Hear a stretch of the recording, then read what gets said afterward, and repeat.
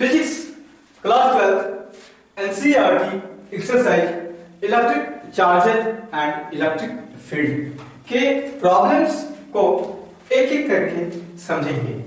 Problem number first कहता है what is the force between two small charged spheres having charges of 2 into 10 to the power minus 7 coulomb and 3 into 10 to the power minus 7 coulomb plus 30 centimeter apart in air. Two small charged sphere 30 centimetre की दूरी पर हवा में रखे गए हैं। Q1 दिया गया है 2 into 10 to the power minus 7 coulomb। Q2 दिए जा रहे हैं 3 into 10 to the power minus 7 coulomb। इनके बीच का सेपरेशन दिया जा रहा है 30 सेंटीमीटर। देन पूछा जा रहा है फोर्स क्या होगा।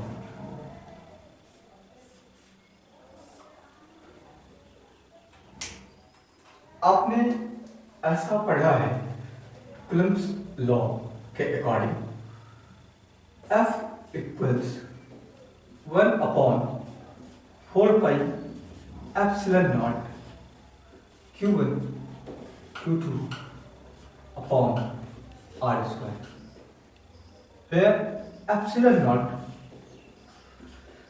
8.854 into 10 to the power minus 12 coulomb square per newton metre square. ऐसा या फिर 1/4 पाई एप्सिलॉन नॉट की value 9 into 10 to the power 9 newton metre square per coulomb square. Separation R 30 centimetre दिया गया है, तो इसे हम ऐसा मीटर में बदल के लिख पाएंगे 0.3 मीटर। 100 से डिवाइड कर लेंगे,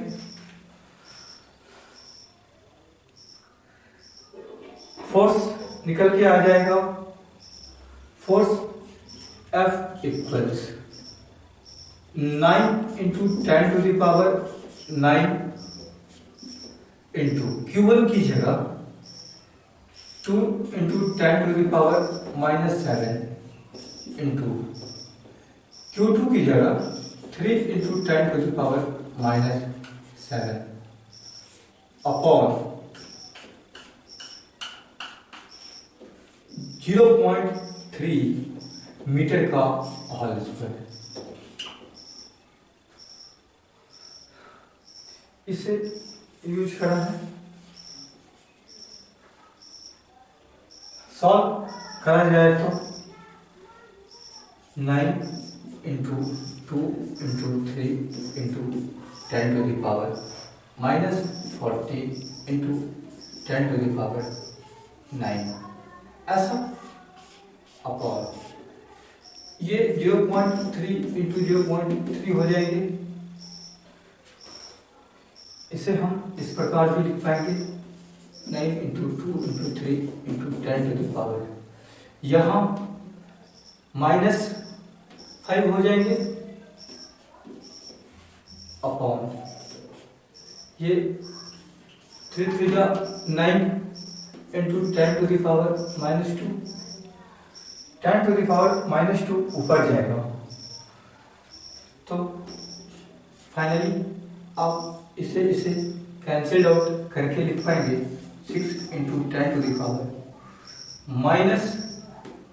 -5 plus 2, तो 6 into 10 to the power -3 जो कि न्यूटन हो जाएगा। ये फोर्स। प्रॉब्लम नंबर सेकंड कहता है The electrostatic force on a small sphere of charge 0.4 microcoulomb due to another small sphere of charge minus 0.8 microcoulomb in air is 0.2 Newton. Then number first, what is the distance between two spheres? Number second, what is the force on the second sphere due to the first? आइए समझते हैं। Small sphere of charge 0.4 microcoulomb जिसे Q1 consider करते हैं। Q1 equals 0.4 microcoulomb. हम जानते हैं 1 micro equals 10 to the power minus 6 होता है। देन इसे हम इस प्रकार लिखेंगे 0.4 into 10 to the power minus 6 coulomb. Q2 दिए जा रहे हैं माइनस 0.8 माइक्रोकूलम। इसे आप इस प्रकार लिखें minus 0.8 into 10 to the power minus 6 coulomb. Force इनके बीच दिया जा रहा है 0.2 न्यूटन। फोर्स इक्वल्स हम जानते हैं 1/4 pi epsilon naught Q1 Q2 upon R square equals 0.2 हो जाएंगे। इलेक्ट्रोस्टैटिक फोर्स आपने पढ़ा 1/4 पाई एप्सिलॉन नॉट की value 9 into 10 to the power 9 use कर लेते हैं। Q1 दिया जा रहा है 0.4 into 10 to the power minus 6। Q2 0.8 into 10 to the power minus 6। यहां फोर्स अट्रैक्टिव नेचर का है।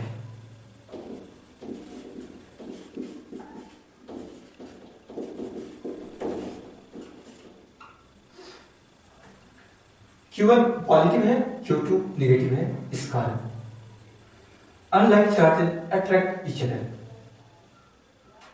R स्क्वायर अपनी जगह सेम रहेंगे इक्वल्स 0.2। इसे सेटिंग करके लिखते हैं 9 into 0.4 into 0.8 into 10 to the power 9 into 10 to the power minus 12 upon 0.2 equals R square. This implies use कर लीजिए। पॉइंट को पहले देखते हैं, इसको हटा देंगे, इसको हटा देंगे, नीचे 100 हो जाएगा। इसको हटा देंगे तो एक 10 ऊपर आ जाएगा। इसको इससे हटा दीजिए, 2 को इससे हटा दीजिए,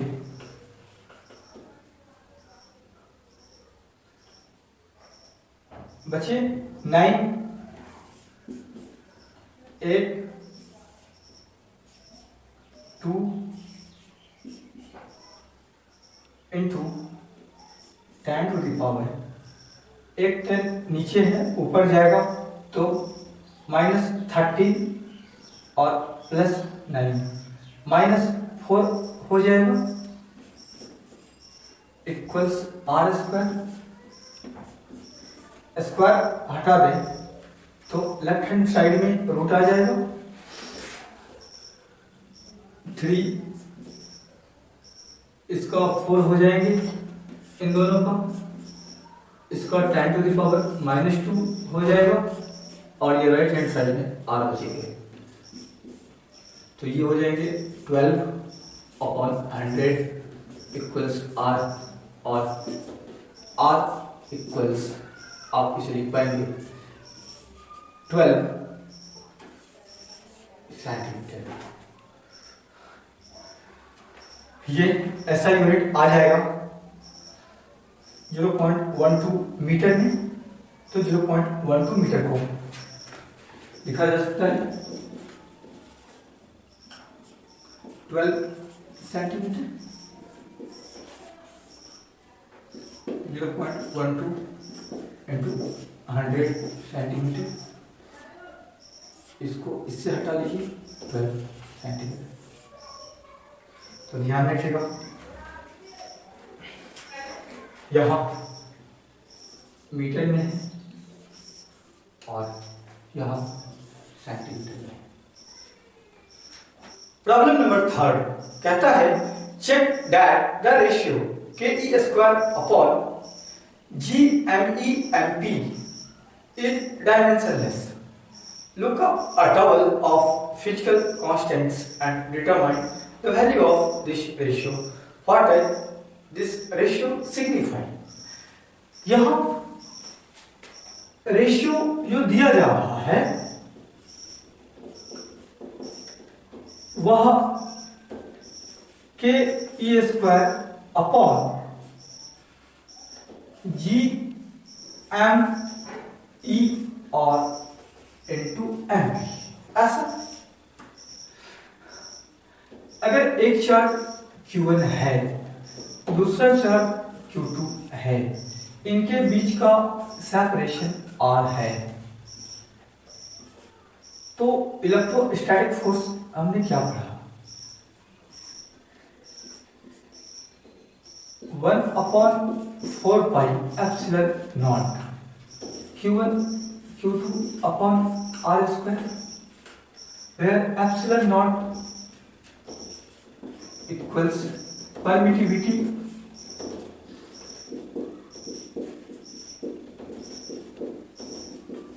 of vacuum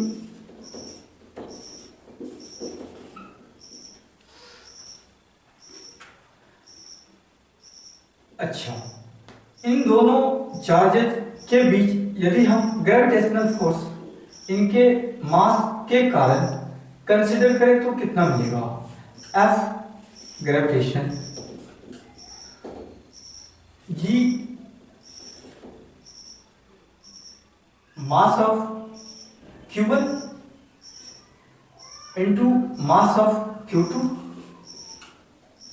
upon R square. Equation 1 equation second divide कर ले तो क्या मिलेगा हमें?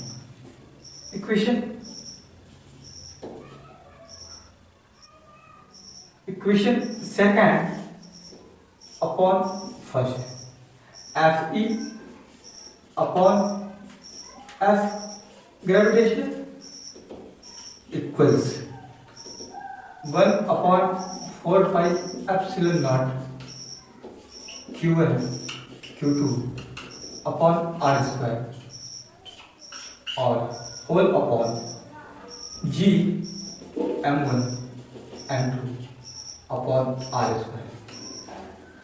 R स्क्वायर को R स्क्वायर से कैंसिल आउट कर सकते हैं। यह एक कांस्टेंट है जिसे K के नाम से जानते हैं। 1/4 पाई एप्सिलॉन नॉट यहां लिख देते हैं।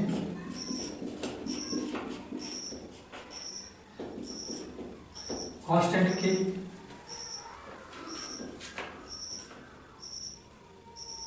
प्रोपोर्शनलिटी कांस्टेंट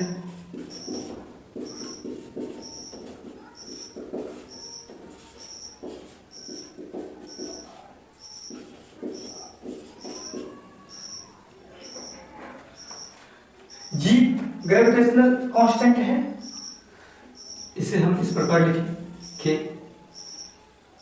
Q1 और Q2 मान लेते हैं दोनों ही चार्ज पार्टिकल्स Q1 इलेक्ट्रॉन और Q2 प्रोटॉन हो जाए तो यहाँ पे दो चार्ज हैं, इसे हम इस प्रकार लिख पाएंगे। दोनों चार्ज के लिए ई स्क्वायर यूज करें और 1/4 पाई एप्सिलॉन नॉट के लिए के यूज करें upon G M1 mass of electron और M2 मास ऑफ प्रोटॉन हो जाएगा। आप अगर लेफ्ट हैंड साइड को चेक करें तो पाएंगे कि इलेक्ट्रोस्टैटिक फोर्स और ग्रेविटेशनल फोर्स का रेशियो है। दोनों ही फोर्स न्यूटन SI यूनिट में मेजर करे जाते हैं। तो इलेक्ट्रोस्टैटिक फोर्स का SI unit newton, gravitational force का SI यूनिट न्यूटन। तो newton and newton cancel out हो जाएंगे ऊपर और नीचे। तो यह क्वांटिटी कैसे मिलेगी आपको? डायमेंशनलेस। अच्छा, आगे समझते हैं। अगर हम डायमेंशन को देखें तो क्या मिलेगा? 1/4 की जगह हम लिखते हैं 9 × 10⁹ न्यूटन मीटर स्क्वायर पर कूलम स्क्वायर। डायमेंशन यहां से हम निकाल सकते हैं। न्यूटन के लिए m L T -2 metre square, तो ये L2 और पर कूलम स्क्वायर की जगह A -2 और T -2। अब हम इसे ओवरऑल देखें तो क्या मिलेगा?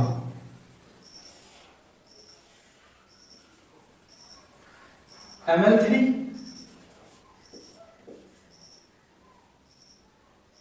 T -4 A -2। ये डायमेंशनल फार्मूला हो गए इसके लिए, के लिए। अच्छा, जी सिर्फ और सिर्फ यहां पर कूलम स्क्वायर की जगह पर केजी स्क्वायर कर दी जाएगी। F equals G m1 m2 upon R square और F R square upon m1 m2 equals G. F के लिए अभी हमने डायमेंशनल फार्मूला देखा, m L T -2, R square के लिए L स्क्वायर अपॉन और m1 m2 की जगह m2। फाइनली आप इसे लिखेंगे m L 3 T -2 और यहां से m2 ऊपर जाएगा तो यहां क्या बचेगा? -1 हो जाएगा। यह डायमेंशनल फार्मूला ग्रेविटेशनल कांस्टेंट जी का। यहां अब हम यूज करें सभी डेटा को तो क्या मिलेगा हमें?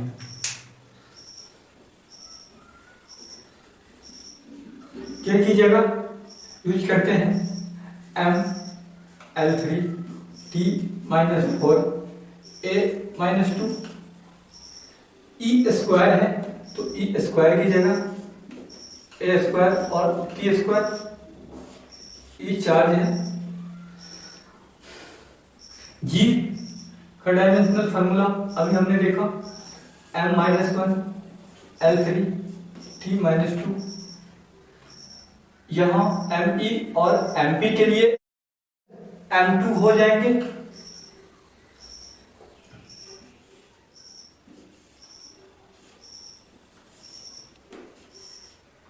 अब आप चेक करें तो पाएंगे डायमेंशन लेस है यह। L3 और L3 कैंसिल्ड आउट।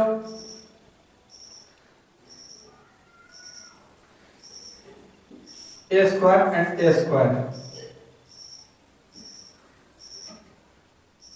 T -4 है और यहां T +2 है, यहां T -2 बचेंगे तो T -2 and T -2 cancel out. M2 है, यहां M -1 है तो यहां से एक M प्लस बचेंगे तो यह कैंसिल आउट हो जाएगा। Dimension less.